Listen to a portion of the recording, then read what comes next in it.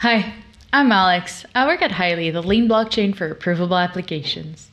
On this podcast, we talk about cool applications that leverage cryptography in general and zero-knowledge technology in particular, with a new guest every episode. Our guest today, Kitty, works at RariLabs, a contributor to Rarimo. Rarimo, which you may know through their tamper-proof voting solution Freedom tool, is a ZK identity protocol. It not only allows users to make their identities private and verifiable, but also their entire social graph. This was a fantastic second episode, with conversations including what a social graph is, whether people should have a say in everything that affects them, and finding proof of man, 6'5", blue eyes, works in finance. We both had some mic issues and I've done my best to mitigate them in post-production, but I do want to apologize for the questionable audio quality of this episode. Thank you so much for your patience, and I hope you still enjoy the content of the conversation. The first time I heard about Rarimo was at your talk at Just Infrastructure Day in July. And at the time we were also presenting Rarimo as this ZK identity registry. So first talk about really what an identity registry is, and then social graphs. That is a bit of a harder question to answer from what I understand, where everyone has their own definition. But I would love to have one concrete example maybe so that you don't have to define it very clearly forever, but you can give us one example that will help everyone have a general idea and make up their own definition around it. Yeah, for sure. So a social graph is basically like the map of all the different interactions that you have online. So it shows the relationships between yourself and other people. And traditionally, the social graph has never been private. It's always been like a public thing. And there's a whole lot of reasons for this. One of which is that like it's very, very hard to make like interactions with more than one private, or historically it has been. And the fact that the social graph hasn't been private has really limited the number of use cases that you can deliver and still retain user privacy. So that is one of the reasons that as a team, we really wanted to go beyond just identity and transition the entire graph into a private but verifiable state. But yeah, as you mentioned, there's like quite a lot that Rarimo does.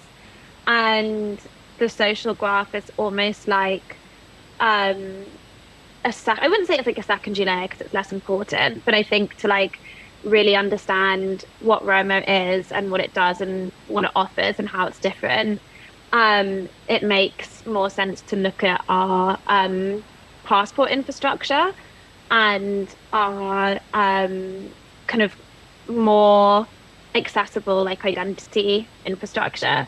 And then once people understand that, they can normally follow the social graph a bit more easily. All right.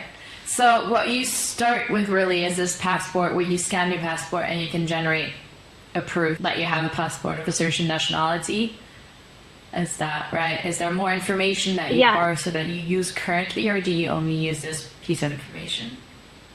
So what I would say is that passports were the first major identity that we brought on-chain. The thing that Rarimo is best known for is our surveillance-free voting solution, Freedom tool. Freedom tool was used by dissidents in Russia to protest Putin. It was used by activists in Iran to protest the Islamic Republic there. And then most recently, it was used by elected officials in Georgia, opposition MPs, to host tamper-proof polling in the Georgian elections, as well as to do a whole bunch of other stuff. But that was the core activity that the Georgian arm supported. How it works is users can take their passports and scan the NFC chip inside the passport that contains the passport data, and then start generating zero-knowledge proofs that confirm that they're over 18, that they're a unique human, and that they're whatever nationality it is they need to be to participate in the vote. In the process of building and deploying Freedom Tool, we discovered all these, and not just in light-hearted environments, but in regimes, in particular, like in Russia, where privacy really has to be robust and can't just be a goal or an abstract thing or somewhere along a sliding scale, that has to be really impenetrable. We discovered that there were like a lot of underlying privacy issues with the typical frameworks, identity frameworks that were being used in Web3. And so like in the process of deploying and like building out Freedom Tool and sort of safeguarding against Kremlin attacks, we decided to really expand the entire identity infrastructure to overcome these core privacy issues in Web3. So we built what we call the ZK Identity Registry, which offers a whole new way to permissionlessly create an on-chain identity. And then we started expanding that model to other types of identity and trying to build lots of different sub-registries as well as passport registries that could bring privacy to different types of identities and use cases. I have a bunch of, I think first thing is you mentioned some issues with identity management in general in Web3 currently. Maybe you can start with talking about this a bit more, and then we can talk about Georgian news, obviously, which has been your big news recently. But let's start with identities in Web3. What's the current problem and what's your current solution? Yeah, thank you, because I love showing off about our solution. So yeah, like the sort of like big problem that alarmed us when we were building Freedom Tool is that almost all pre-existing frameworks have a third-party attester. So to sort of like contextualize this, one of the like most difficult but most essential things that any identity framework needs to be able to prove is that users are unique. So like with voting, it's like pretty easy to understand why you need this, because like you want to make sure that the same person isn't registering like again and again and again and like distorting the results. But you know, you just need to look at like airdrops or like a whole other load of more like crypto native use cases to kind of understand why uniqueness is like so important. But it's also like extremely difficult to do whilst also preserving privacy. So like what most frameworks will do is like come up with a way of identifying people. So like, for example, say you use like fingerprints, and then what will happen is like you'll scan your fingerprint and they'll create like a nullifier of the fingerprint. And anytime you register, they will like check this fingerprint nullifier against like all the other fingerprint nullifiers to make sure that it's not you just registering again and again and again. And then like a third party attester issues you with like a proof of uniqueness to say like, okay, we've checked this against this like database, and this person like is unique, and they can like go up and do whatever. And the problem with this system is that like this third party makes it really easy for like, well, not really easy, it makes it possible, I would say, for like a malign actor to figure out exactly what individuals are generating these proofs of uniqueness for. So they can kind of like link the individual to their activity like online. And if you are like operating in a regime where you're supporting a use case like these protest votes, where just the act of voting itself could be enough to say like imprison someone, that is a privacy risk that for us was like way too high. And then there's also all kinds of other issues that come along with third-party attesters. So there's like a regulatory hazard, they can be shut down a lot, like very easily. They're vulnerable to collusion, where somebody could just start like deciding to generate multiple, you know, proofs of uniqueness and like corrupt the system. I'm not sure if I mentioned that like most third parties are NPCs, so they, you know, they do have like strong privacy guarantees. It's not like they're super vulnerable. It's more like this is a possibility. It's not. But I think also it's not a matter of them not being trustworthy. It's a matter of you don't want to need to trust them in the first place. Yeah, and also it's like what the use case is.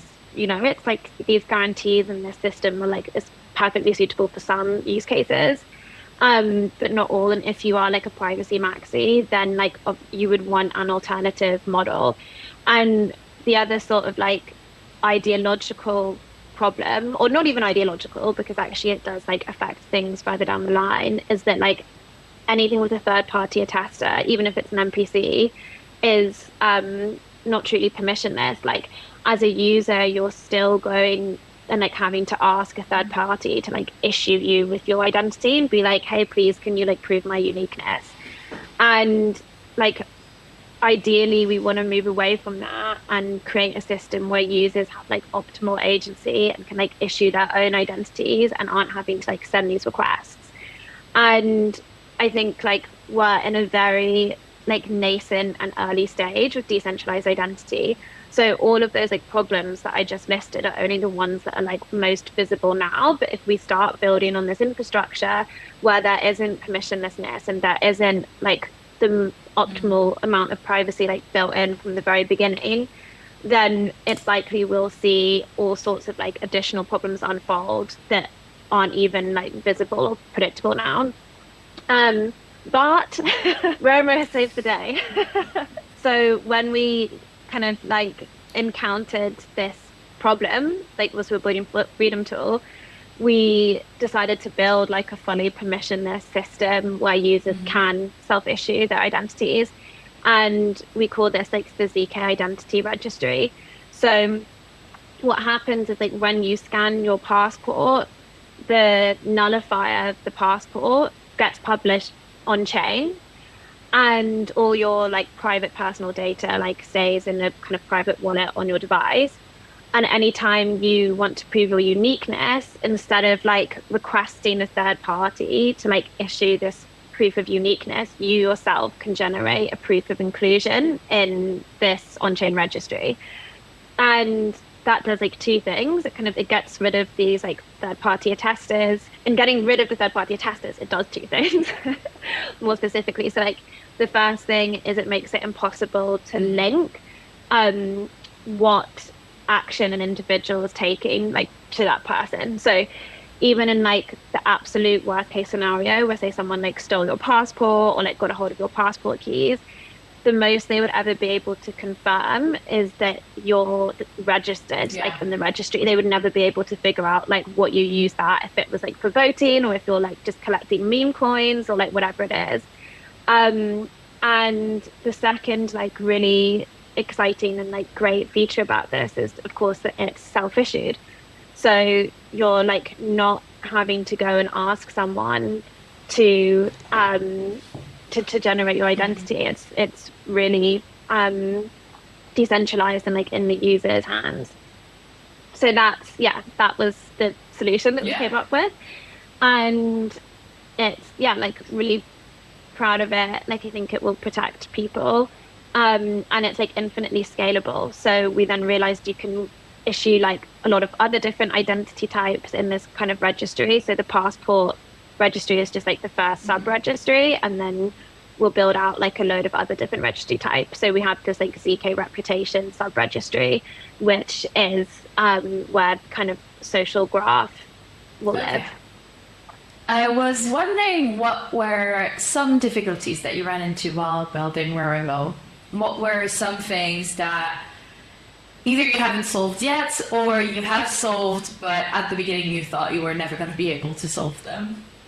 Well, I think like the tale that I just told of like moving into this ZK identity registry model and allowing users to like self-issue their own identities and getting rid of third-party attesters, that was probably our biggest challenge. But I think, I mean, maybe it wasn't our biggest challenge, but it's definitely like the spiciest, is that when the first app got deployed in Russia, so that was an app called Russia 2024, and it was launched by this guy called Mark Fagan, who's the former Pussy Riot lawyer. That app got like heavily attacked by the Kremlin, or maybe not heavily, but it got attacked by the Kremlin. And it is like an open source solution, Freedom Tool. So the sort of like locus of that attack was like the app and Mark, who launched the app. But they did like all sorts of crazy things to try and get it shut down. One of the like, I think most like anthropologically mind blowing was that it turns out like the Russian state has this like cabal of like state sponsored app reviewers that they get to just like tank apps that they don't like. So that happened en masse, but these app reviewers were also sending emails being like, I've been forced to rate this badly, but like we really need anonymous voting in Russia, so please keep this up and don't remove it, which was like an amazing message to receive. Like it's like a very strong reminder of like why this tech is important. But I think it was part of like a bigger issue, which is like, and actually it's very relevant to like the whole of Web3, but it's just particularly pronounced in these high risk scenarios. It's like, how do you persuade people who are scared to use a new technology? And that, you know, there was, I think, like huge challenges around overcoming psychological barriers, and the user numbers for Russia 2024 were really good for DeFi, you know, for a social app. I think there was a couple records that were broken in the first 24 hours. I think it was 25,000 downloads, which for a social app in Web3 is like really high. But if you think about the percentage of the Russian population that represents, it's negligible. And we always knew that would be the case. Like the goal of these apps was never to instantly usurp the official election process in Russia. It was to provide people with an outlet and create better feedback loops between Russian opposition leaders and the dissidents and all this stuff. So we were still really happy with it, but we had to think a lot about like how are people in like a very dangerous situation going to really believe that this app is safe. And in this case, it was like because they trusted Mark, who was the opposition leader who launched it, and even though they like couldn't read code and they couldn't like do audits, it had his stamp, they believed in it. But I think this is like a bigger issue for Web3. It's like building trust, like helping educate people on the tech and on ZKs and what they do and why they're sometimes like worth the hassle, because sometimes that isn't a great user experience. I mean, in our case, everything was very abstracted, but that isn't always with Web3 products. And also just overcoming the bad PR around crypto, because that does put users off. Okay. I feel like it was openly putting people off. With the voting, no. The kind of like crypto bros wasn't a problem with voting, but I think with other tools in the general Web3 ecosystem that deliver real value, it can make things fun. When you talk about it with normal people, you can just see a bit of cynicism creep into their eyes. They're like, oh, but it's on blockchain, and they associate that with scams, like negative connotations. And so I think as an industry, it's really important that we change that perception. I actually think we're at this turning point as an industry where particularly ZK snarks have reached this level of maturity where we are getting real world use cases. Rarimo was one, ZK email doing really cool stuff. And I think as more and more real products go out, there's this strong argument to say to people, yeah, okay, I know you've heard all this bad stuff about crypto, but look at what the blockchain is also supporting, and here's all these other applications that are very difficult to argue don't contribute something tangible and positive. I think that perception will change and people will be more willing to experiment with Web3 tools. Okay. One thing that can also help change perceptions, I suppose, is if the trust comes from the top, which is what happened in the case of Georgia, where so the opposition government is like the opposition party suggested or enforced actually by now putting all identities on chain with Rarimo. Do you want to talk more about that? So the Georgian case is really interesting because there's very strong division in Georgia between political parties. So I wouldn't say that the opposition using it automatically gained the trust of the entire population. Like there's very, very strong fractions like within the country, which is like part of the reason why tools like this are like so desperately needed over there. So they just conducted the elections, and it's pretty clear that the incumbent rigged them. And there's like ongoing investigations at the moment, the results of which aren't clear to sort of determine like the extent to which it was rigged. So the opposition launching a tamper-proof polling and voting app was not necessarily something that was appreciated, I would say, by all political figures in Georgia. But yeah, has done like a lot to sort of raise awareness of how valuable blockchain and zero knowledge technology can be. And I think like there's a kind of like chain of credibility.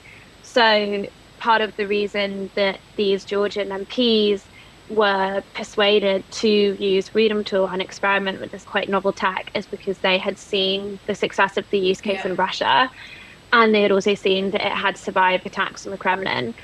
And like once we had that almost as like a proof of concept, it's made it like much easier to go on and like have discussions with like other governments and like other vested parties. But I would say, yeah, like in terms of sort of like drawing attention, getting people engaged in the tech, like getting using it, obviously having like a really big public figure like the opposition leader like vouch for it and launch it has been like great. And I think, yeah, like the Georgian app's really interesting because they did like so much more than just tamper-proof voting and polling, which is the sort of like initial action Freedom Tool was like designed to support. So they also wanted to combat low voter turnout. So they decided to do like a reputation system and give people points for anything they did that was political, regardless of their political allegiance. So you get points for participating in polls, you get points for voting, you get points for reporting electoral fraud, all this stuff. And they then also pledged that if elected, and at the moment it's still like contested whether or not they are elected because like of the rigging. So there's like a lot to suggest that like perhaps they were democratically elected, but it's like, you know, we'll see what happens. That they pledged that if elected, they'll also use the infrastructure to digitize a whole load of state services that previously were like only manual. So like a lot of notaries and like business registrations and stuff like that. They want to distribute the proceeds like of specifically the kind of like digital branch of that to all Georgian citizens in an experiment with like universal basic income. So again, that would be like distributed through the Rarimo identity infrastructure.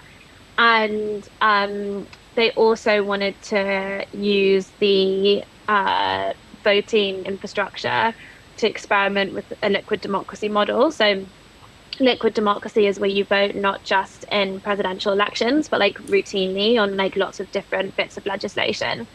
And one of the reasons that a lot of places like don't implement liquid democracy is because voting is so expensive. And if you have like a digital system, you can, it's not only like, you know, and especially now with ZKs, it's not only like private, that you can also do it like much more cheaply. So it makes it like possible to experiment with these like new models, which I think is like so cool and such like an under discussed aspect of like digital voting infrastructure. Like I think there's like a lot of awareness, thankfully, about the fact that it like makes voting more accessible. But there's all these sort of like other follow-up questions, which is like once voting is more accessible and once it is cheaper, like how can you use that to like experiment with like slightly different models and try make pre-existing like even more democratic. Extremely easy, extremely cheap, can be done very quickly, and it's also reliable because we have all this privacy technology and tamper-proof technology. Then yeah, you might want to vote on absolutely everything because like why not? And then you can have direct democracy instead of representative democracy, which is like such, it's crazy because it's something that we've been talking about as like this extremely theoretical approach for centuries now, because it's just not possible on a scale larger than 20 people. And now it suddenly becomes not necessarily possible in itself, but there's definitely an element of it that can be implemented so much more easily by having all those new voting mechanisms that didn't exist even 5 or 10 years ago. That's exciting. Yeah, exactly. And like, but it is also interesting because it's like there's like when we first started thinking about like liquid democracy, I was like, oh my God, great, like everyone can vote on everything. And then when I was like looking at it more, there was like all this research that showed like if you host too many elections, people get like fatigue, and basically like no one shows up for anything unless they have like an extremist fringe issue. So then what happens is like every vote just starts swinging to like the people who are most passionate about it and like most radical, and you start getting like really warped outcomes. So it's like a tool to be used with caution. And I think like finding that middle ground where you're like voting maximally, where people have like the most say in democratic processes, but not like too much, is probably a really fine line, and probably very like culturally specific. Like there'll probably be specific like regions that have like a higher appetite for engaging in like civil discussion, or maybe even who have been like more sort of like trained to do it. Like I just saw a really interesting talk actually on Edge City about how like Switzerland has like a very, very robust democratic model. So citizens are kind of, and citizens are like quite used to like regularly flexing sort of like democratic muscles, and like do show up to vote a lot. And it's kind of something that isn't like seen or considered to be so burdensome, where like perhaps in locations where like voting and democracy is like newer, you wouldn't have the same, you might not have the same appetite, or maybe you'd have like even more appetite, I don't know, but it's probably very cultural. It's something you need to test out. I've just like remembered a really funny example. So there's like, have you heard of like the voting McVote face debacle? Yeah, so like, so for anyone who doesn't know this, like the British government decided to like host basically like an election on like what to name like a new boat in the Royal Navy. And obviously like no one cared about this. So the only people that like bothered to vote were like, like Navy fanatics, or like people who were doing a prank. And the name that won was Boaty McBoatface. And they had like pledged to call the boat by the winning name, and there was this like huge thing where they somehow had to like backtrack on it. Very disappointing. So it's not just about having the perfect tools to vote, it's also about voting for the right stuff at the right time. I think it's interesting, it's like you can make the tech, and then there's always the like questions, like the social questions beyond the tech, which is like what we saw in Russia, and which I think is really interesting. It's like people always use it in surprising ways, and there's always this highly anthropological aspect. Voting isn't the only thing you do with Rarimo. You also have a bunch of other applications on top of your tech, and I think you would mostly have prediction markets, which is obviously a thing that we've all been talking about. And I'm curious about how you want to approach these more trivial applications, I'll say, like less critical and serious applications. More frivolous application was the word I was looking for, not trivial.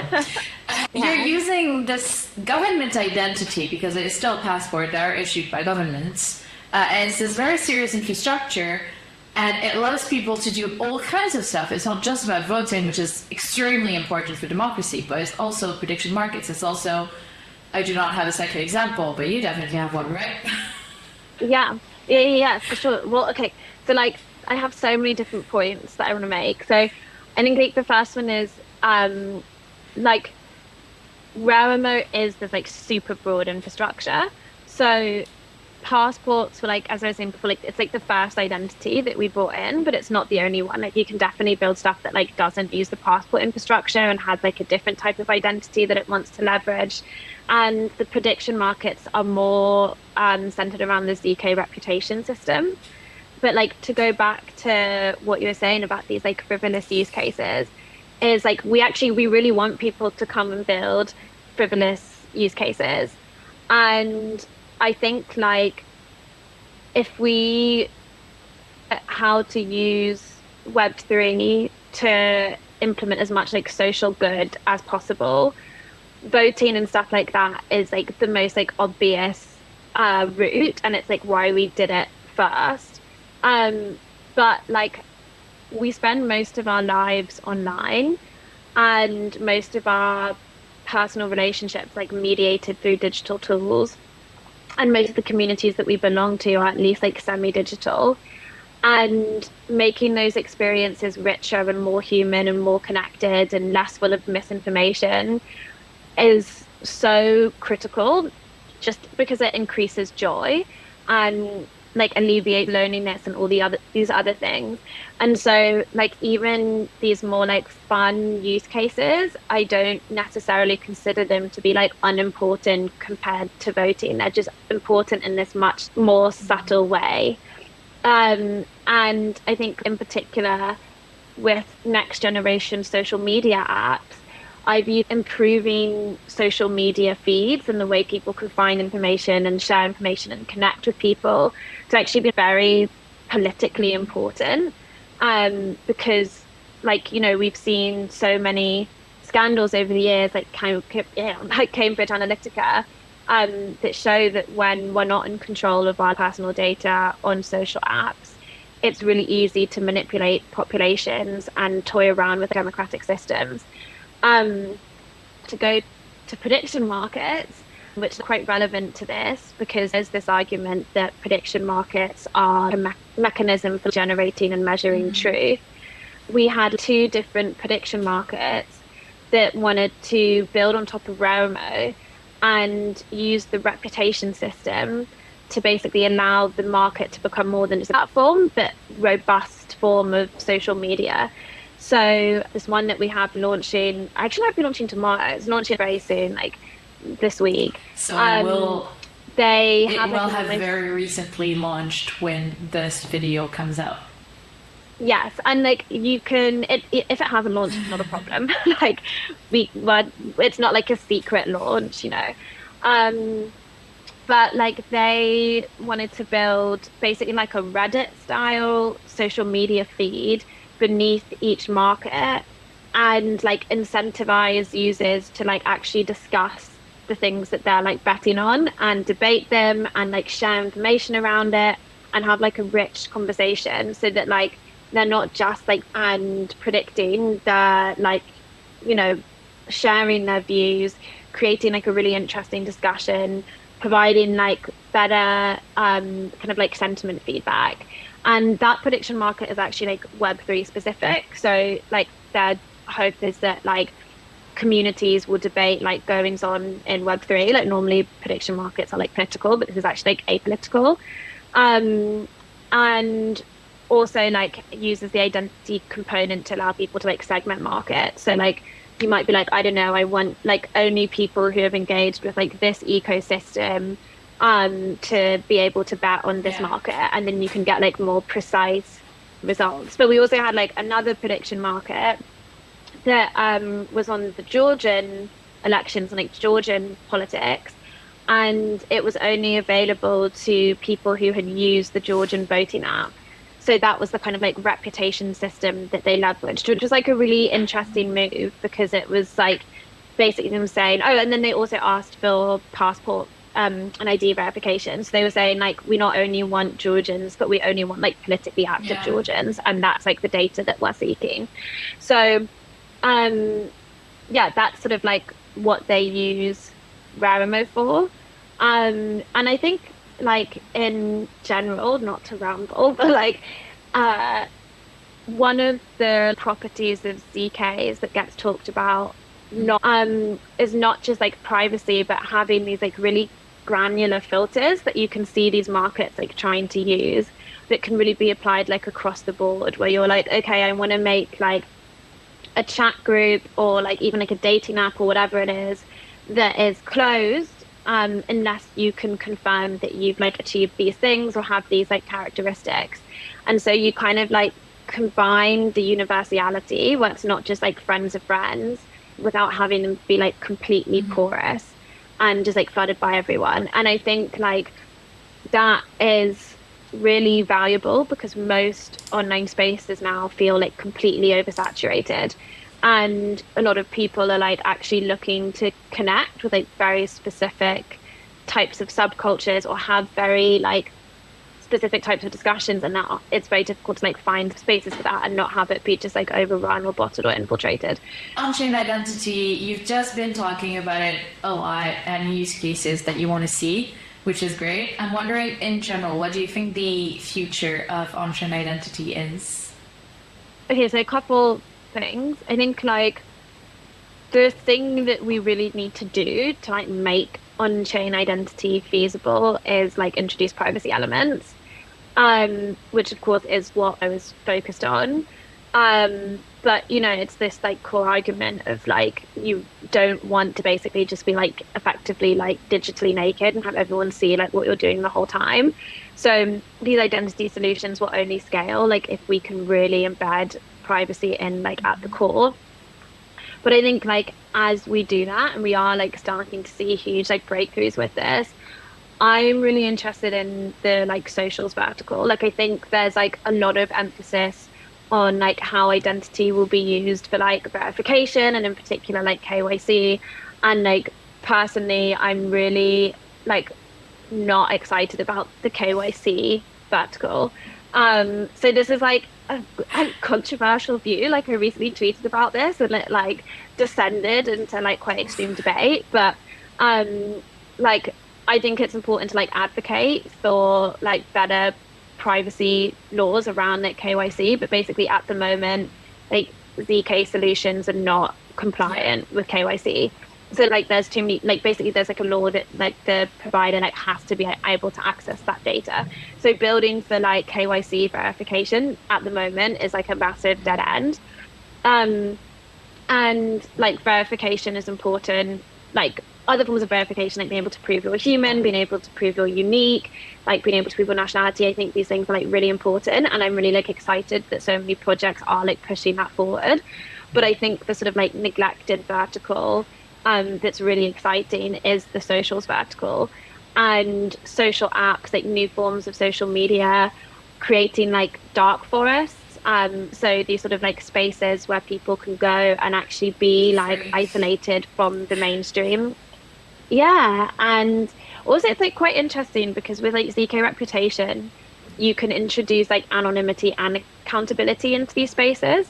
So I think like when you have that combo, we'll probably start seeing really, really like rich conversation and interaction, and you can kind of like tweak the environment so that you're like giving people optimum freedom and like they don't feel self-conscious and like everything they say has been like recorded forever and linked to them, but also like a sense of responsibility, so that they're not just going to like descend into being like trolls and abusive. And so yeah, I think the future of like on-chain identity is like largely in the social space, and we consider the voting tools to be like social apps as well, and we think like a lot of the things that will like come out of these voting tools are social apps. So like the prediction markets that were built in response to the voting apps and like for specific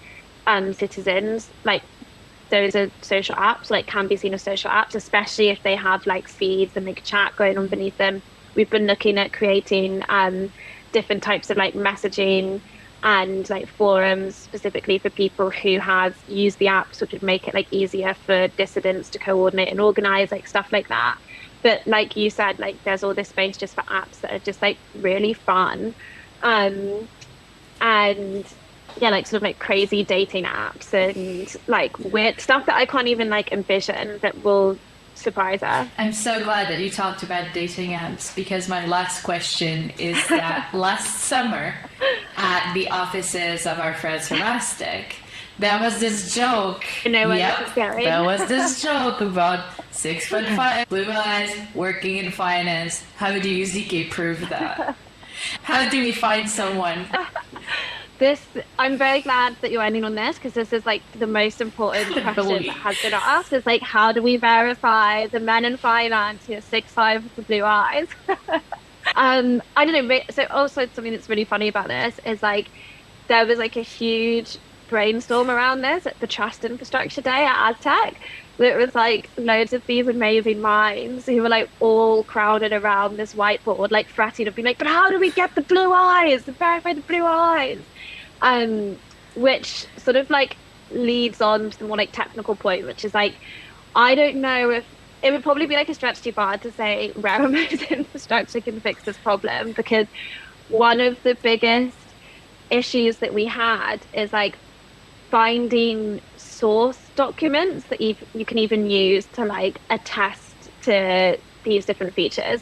So we were like, okay, like proving you work in finance, like maybe you could do like use ZK email for that and like prove that you have like a specific like domain email.